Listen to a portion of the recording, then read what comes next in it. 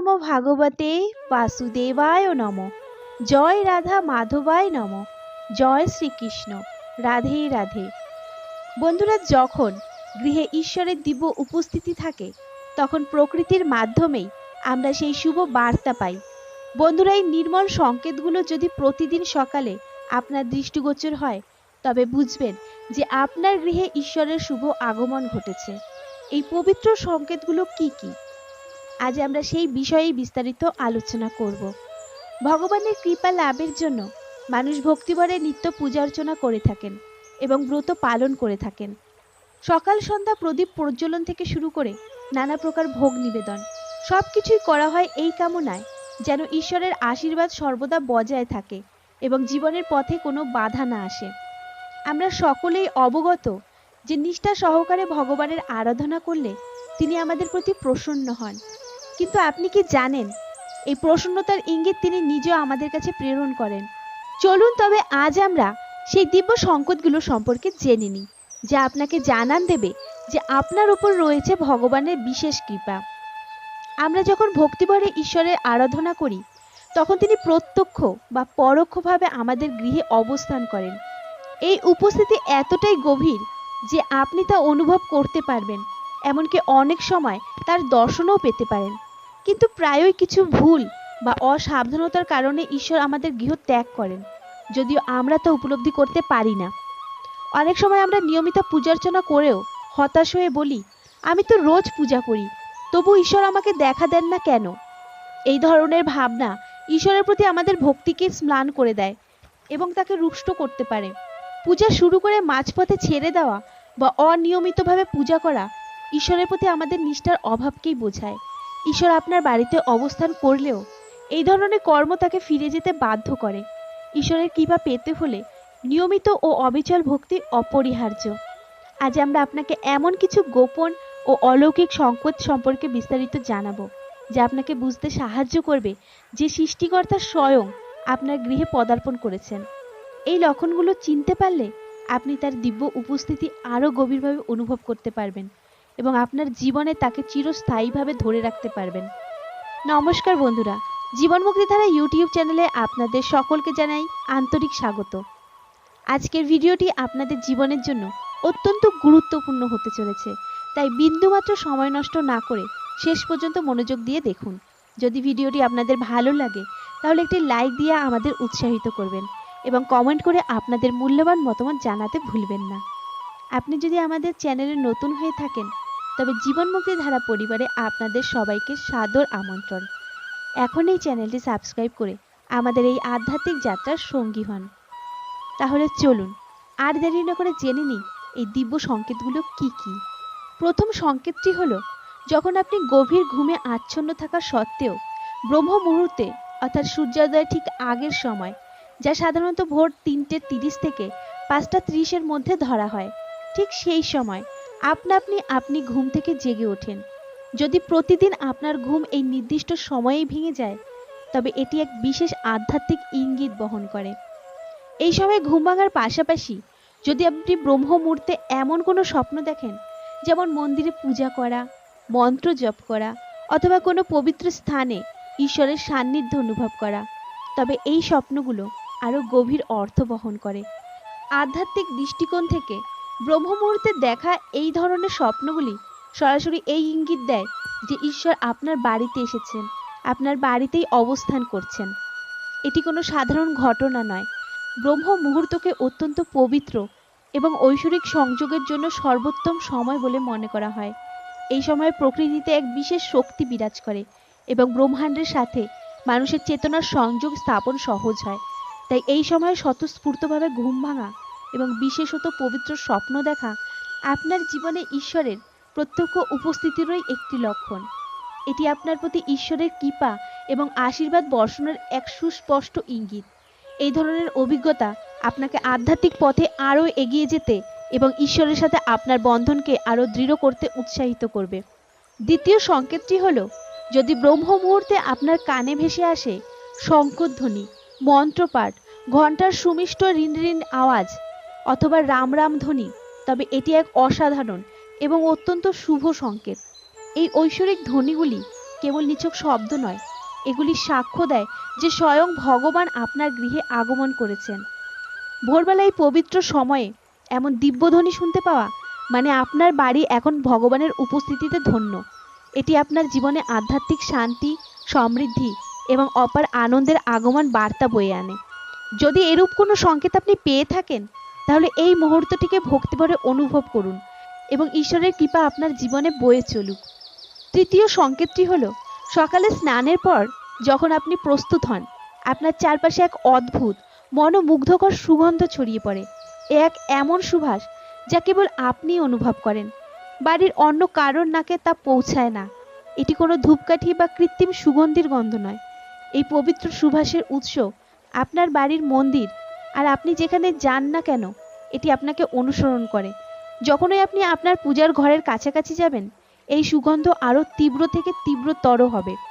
এক স্বর্গীয় আবেশে ভরে উঠবে আপনার চারপাশ। বন্ধুরা, এই সুগন্ধ কোনো সাধারণ বিষয় নয়, এটি দেবী দেবতাদের দিব্য উপস্থিতির এক স্পষ্ট ইঙ্গিতবাহী। এই সুবাস আপনাকে জানিয়ে দেয় যে স্বয়ং ঈশ্বর আপনার গৃহে বিরাজ করছেন। আমাদের জীবনে যখন নেতিবাচক শক্তি প্রবেশ করে, তখন ঘরে এক বিশ্রী এবং অস্বস্তিকর অনুভূতি হতে পারে। কিন্তু যখন ঈশ্বরের আগমন ঘটে, তখন ইতিবাচকতার এক নতুন ধারা প্রবাহিত হয়, আর আপনি অনুভব করতে শুরু করেন এই মনোমুগ্ধকর সুবাস। এটি এতটাই সুন্দর আর হৃদয়গ্রাহী যে আপনার মনকে সম্পূর্ণভাবে আকর্ষণ করে নেয়, এক স্বর্গীয় প্রশান্তিতে ভরিয়ে তোলে আপনার আত্মা। চতুর্থ সংকেতটি হলো, যখনই আপনি পূজার আসনে বসেন, আর ঠিক তখনই যদি কোনো প্রাণী যেমন কুকুর, বেড়াল, গরু অথবা কোনো যাচক আপনার দোরগোড়ায় এসে উপস্থিত হয়, এবং এমনটা যদি সপ্তাহে ৩-৪ বার নিয়মিতভাবে ঘটতে থাকে, তবে বুঝবেন এটি এক বিশেষ ঐশ্বরিক সংকেত। এর অর্থ হলো স্বয়ং ঈশ্বর আপনার গৃহে আগমন করছেন। আমাদের শাস্ত্রে গোমাতাকে লক্ষ্মীর স্বরূপ হিসেবে মানা হয়, তেমনি কুকুরকে বাবা ভৈরব বা কাল ভৈরবের প্রতীক রূপে দেখা হয়। আর কোনো যাচকের আগমনও ঈশ্বরের এক ভিন্ন বার্তা বহন করে, কারণ আমরা জানি যত্র জীব তত্র শিব, অর্থাৎ যেখানে জীব সেখানেই শিবের অস্তিত্ব। প্রতিটি জীবের মধ্যেই ঈশ্বর বিদ্যমান। এই কারণে তাদের কখনো তাড়িয়ে দেওয়া উচিত নয়, বরং আপনার কর্তব্য হলো তাদের প্রতি সদয় হওয়া এবং তাদের সন্তুষ্ট করা। তাদের অন্নদান করে আপনি ঈশ্বরেরই সেবা করছেন। এই ঘটনাগুলি আপনার জীবনে এক শুভ বার্তার আগমনী ঘোষণা করে, যা আপনার আধ্যাত্মিক যাত্রাকে আরও গভীর করে তোলে। পঞ্চম সংকেতটি হলো, যদি আপনার রাতের ঘুমন্ত অবস্থায় বারবার মন্দির, ভগবানের মূর্তি অথবা ছবি স্বপ্নে ভেসে আসে, তবে এটি কেবল নিছক কল্পনা নয়। এর গভীর অর্থ হলো সৃষ্টিকর্তার অসীম কৃপা আপনার উপর নিরন্তর বর্ষিত হচ্ছে। এই স্বপ্নগুলি ঈশ্বরের সান্নিধ্য এবং তার বিশেষ আশীর্বাদের এক শুভ বার্তা বহন করে আনে, যা আপনার আধ্যাত্মিক যাত্রায় এক নতুন আলোর ইঙ্গিত দেয়। এটি আপনার জীবনের এক ইতিবাচক দিক, যা আপনাকে ঈশ্বরের প্রতি আরও বেশি আস্থা রাখতে অনুপ্রাণিত করবে। ষষ্ঠ সংকেত অনুসারে, যাদের ওপর ঈশ্বরের অপার কৃপা বর্ষিত হয়, তারা জীবনে অতুলনীয় সম্মান লাভ করেন। সে ধনীই হন বা দরিদ্র, তাদের প্রতিটি পদক্ষেপেই যেন সৌভাগ্যের ছোঁয়া থাকে। সামান্য পরিশ্রমেও তারা অপ্রত্যাশিত সাফল্য অর্জন করেন, যা কেবল ঐশ্বরিক আশীর্বাদেই সম্ভব। ঈশ্বর স্বয়ং তাদের ঢাল হয়ে দাঁড়ান, জীবনের সকল সংকট থেকে রক্ষা করেন। যারা ঈশ্বরের সন্তুষ্টি অর্জন করেন, তাদের হৃদয় সর্বদা আনন্দ ও শান্তিতে পরিপূর্ণ থাকে। দুঃখ, কষ্ট তাদের স্পর্শ করতে পারে না, বরং প্রতিটি প্রতিকূলতা তাদের কাছে হয়ে ওঠে বিজয়ের সোপান। জীবনের কঠিনতম পরিস্থিতিতেও তারা হাসি মুখে থাকেন, কারণ তারা জানেন ঈশ্বরের অপার কৃপায় কোনো বাধাই তাদের অগ্রযাত্রা থামাতে পারবে না। প্রতিটি সমস্যাই তাদের কাছে তুচ্ছ মনে হয় এবং তারা সহজেই সকল প্রতিকূলতা পেরিয়ে যান। সপ্তম সংকেতটি হলো পেঁচা দেখা। হিন্দু ধর্মে পেঁচাকে কেবল একটি পাখি হিসাবে দেখা হয় না, এটি সৌভাগ্য এবং সমৃদ্ধির এক পবিত্র প্রতীক। স্বয়ং ধন ও ঐশ্বর্যের দেবী মা লক্ষ্মীর বাহন হওয়ায় পেঁচা দর্শন অত্যন্ত তাৎপর্যপূর্ণ বলে বিবেচিত হয়। আপনি যদি আকস্মিকভাবে কোথাও পেঁচার দেখা পান, তবে এটি এক অত্যন্ত শুভ সংকেত।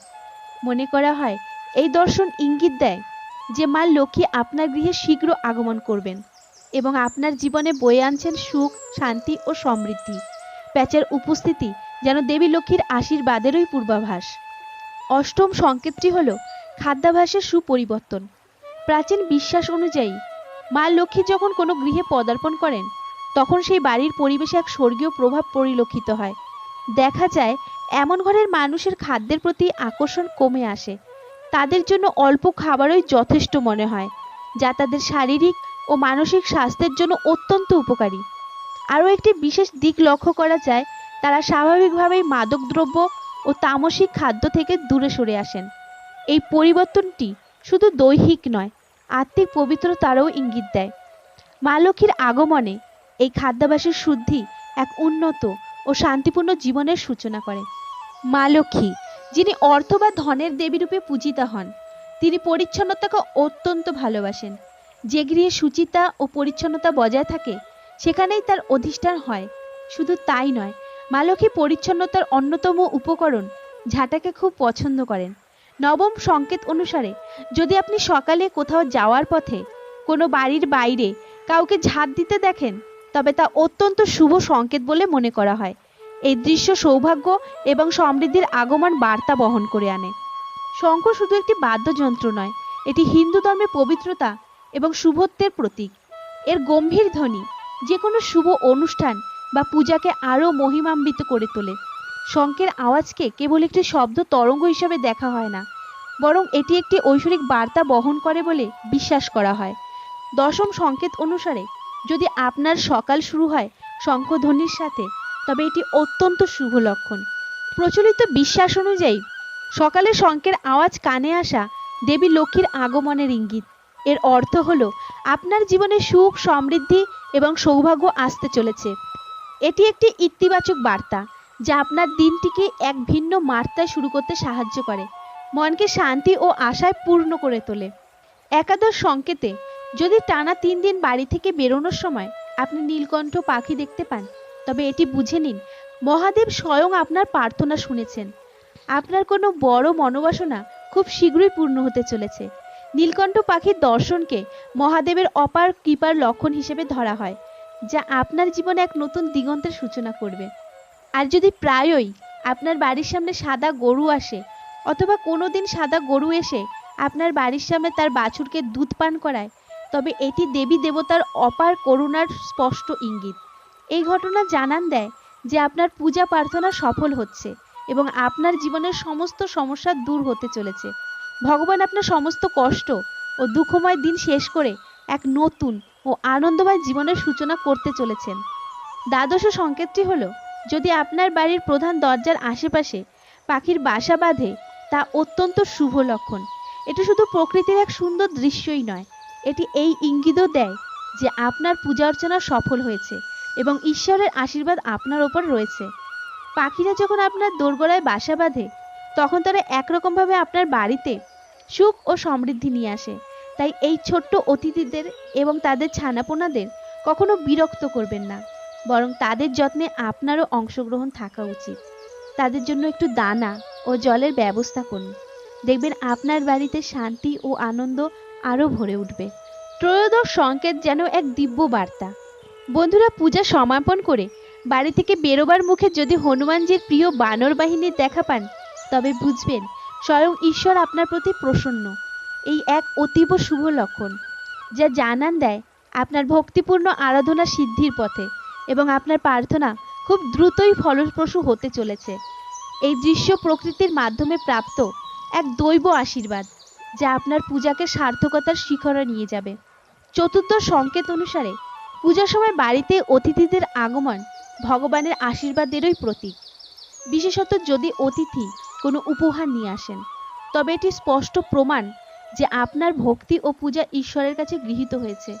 পুজোর প্রদীপের শিখা হঠাৎ তীব্রভাবে জ্বলে উঠলে বুঝবেন আপনার আরাধনা সফল হতে চলেছে এবং ঈশ্বরের কৃপায় আপনার সকল দুঃখ শীঘ্রই দূর হবে। রাত 3টের পর মহাবিশ্বের এক অন্য রূপ উন্মোচিত হয়। এই সময়ে দেবদেবী ও ঐশ্বরিক শক্তিরা জাগ্রত হন, যেন তারা আপনার সাথে নিবিড়ভাবে কথা বলতে চান। পঞ্চদশ সংকেত অনুসারে যদি আপনার এই গভীর রাতে বারবার ঘুম ভেঙে যায় তবে মনে রাখবেন এটা কোনো সাধারণ ঘটনা নয়, বরং এটি আপনার জীবনে আসন্ন সাফল্যের এক শক্তিশালী ইঙ্গিত। এই পবিত্র সময়ে আপনি যখন জাগ্রত থাকেন তখন আপনার প্রার্থনা সরাসরি ঈশ্বরের কাছে পৌঁছায়। মনে রাখবেন, রাত ৩টের পর করা কোনো প্রার্থনা বিফলে যায় না। নিশ্চিত থাকুন, আপনার প্রার্থনা অবশ্যই পূর্ণ হবে।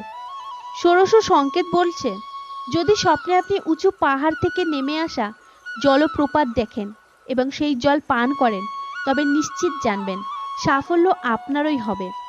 এটি কেবল একটি স্বপ্ন নয়, আপনার ভেতরের অদম্য ইচ্ছাশক্তি এবং ভবিষ্যতের ইঙ্গিত। নিজের শিক্ষাকে সঠিকভাবে কাজে লাগিয়ে যদি পরিবার চালাতে পারেন, তবে তা নিঃসন্দেহে ঈশ্বরের অপার কৃপা। এই পৃথিবীতে বহু শিক্ষিত মানুষ আছেন যারা তাদের অর্জিত জ্ঞানের সঠিক ব্যবহার করতে পারেন না, কিন্তু যদি আপনি সেই দুর্লভ সুযোগটি পেয়ে থাকেন, তবে নিজেকে ভাগ্যবান মনে করুন। এটি আপনার মেধা, পরিশ্রম ও ঈশ্বরের আশীর্বাদের ফল। একইভাবে সুস্বাস্থ্যও এক মহৎ দৈবদান। যাদের স্বাস্থ্য ভালো তারা ঈশ্বরের বিশেষ কৃপার অধিকারী, কারণ অসুস্থতা শুধু শরীরকেই দুর্বল করে না, এটি আর্থিক ক্ষতিও বয়ে আনে, জীবনের গতি স্লোথ করে দেয়। তাই যদি আপনি একটি নিরোগ ও সুস্থ দেহ পেয়ে থাকেন, তবে নিজেকে অত্যন্ত ভাগ্যবান মনে করা উচিত। এই অমূল্য সম্পদকে যত্নে রাখুন, কারণ এটিই আপনার সাফল্যের সিঁড়ি। জীবনসঙ্গী ভালো হলে তা ঈশ্বরের আশীর্বাদ। সপ্তদশ সংকেতটি হলো, যদি আপনার জীবনসঙ্গী ভালো হয়, তা ঈশ্বরেরই পরম আশীর্বাদ। একজন ভালো সঙ্গী আপনার পুরো জীবন সুখ শান্তিতে ভরে দিতে পারে, কিন্তু খারাপ সঙ্গী পেলে জীবন কলহ আর দুঃখেই কাটে। তেমনি সন্তান যদি বাধ্য হয়, সেটাও পরমেশ্বরের কৃপা, কারণ আজকাল অনেক বাবা মাকেই সন্তানের কারণে কষ্ট পেতে দেখা যায়। যারা ঠিক ভুলের পার্থক্য বোঝেন, তাদের ওপর ইষ্টদেবের আশীর্বাদ থাকে। আর স্বপ্নে ভগবানের দর্শন পাওয়াও দেব কৃপারই লক্ষণ, যা সকলের ভাগ্যে জোটে না। অষ্টাদশ সংকেতটি আপনার জীবনের এক দিব্য বার্তা বহন করে আনে। পুজোর সময় ভগবানের মূর্তি থেকে ফুল বা মালা খসে পড়া অত্যন্ত শুভ বলে মনে করা হয়, যা ঈশ্বরের বিশেষ কৃপা ও আশীর্বাদের প্রতীক। যদি কখনো আপনার সাথে এরকম ঘটনা ঘটে, তখন বুঝবেন তা কেবল একটি কাকতালীয় ঘটনা নয়, বরং আপনার প্রতি ঈশ্বরের প্রত্যক্ষ অনুমোদন ও ভালোবাসার সংকেত। এই সংকেত আপনার জীবনে সুখ, সমৃদ্ধি ও মনোবাঞ্ছা পূরণের বার্তা নিয়ে আসে।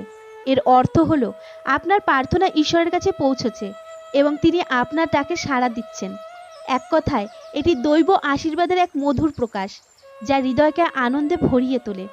বন্ধুরা, ভগবানের যে দিব্য সংকেতগুলোর কথা আজ আপনাদের বললাম, সেগুলোর কোনো একটা বা একাধিক যদি আপনার জীবনে ঘটে থাকে, তাহলে সেই অভিজ্ঞতা আমাদের সাথে কমেন্টে ভাগ করে নিন।